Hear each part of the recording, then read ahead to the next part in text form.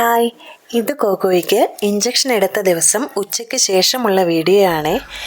ഇഞ്ചക്ഷൻ്റെ effect ആണെന്ന് തോന്നുന്നു. കോക്കോയ്ക്ക് നല്ല പനി പിടിച്ചിട്ടുണ്ടേ.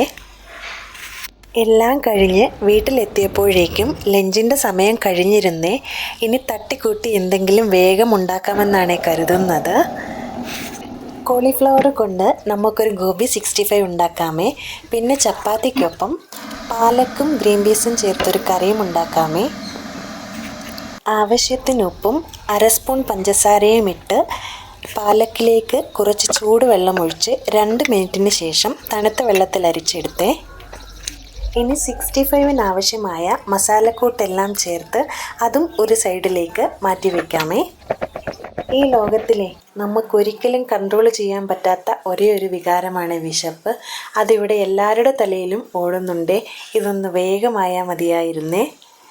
അങ്ങനെ തണുത്ത പാലക്കിനെ ഞാൻ മിക്സിയിലിട്ട് നന്നായി അടിച്ചെടുത്ത ശേഷം അതിന് ഗ്രീൻ പീസും ചേർത്ത് ഇനി അതിലേക്ക് ഈ മസാലക്കൂട്ടും കൂടെ ഇട്ട് കഴിഞ്ഞാൽ കറി റെഡിയായേ.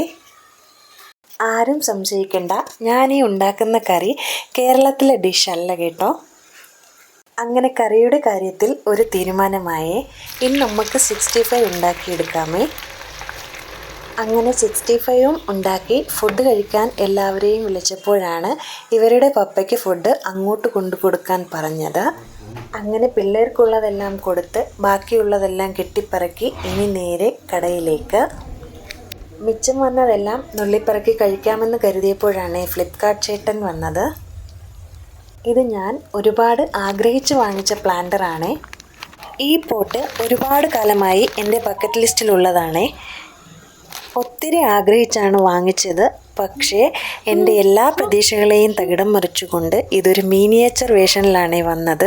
സത്യം പറഞ്ഞാൽ ഇതിലേക്ക് നടാൻ വേണ്ടി ഞാനൊരു പ്ലാന്റ് പോലും വാങ്ങി വെച്ചിരുന്നു. പിന്നെ അതൊന്നും നടക്കത്തില്ല എന്ന് മനസ്സിലായപ്പോൾ ഒരു വെറിഗേറ്റഡ് സ്നേക്ക് പ്ലാന്റ് നട്ട് തൽക്കാലത്തേക്കങ്ങ് സമാധാനിച്ചേ.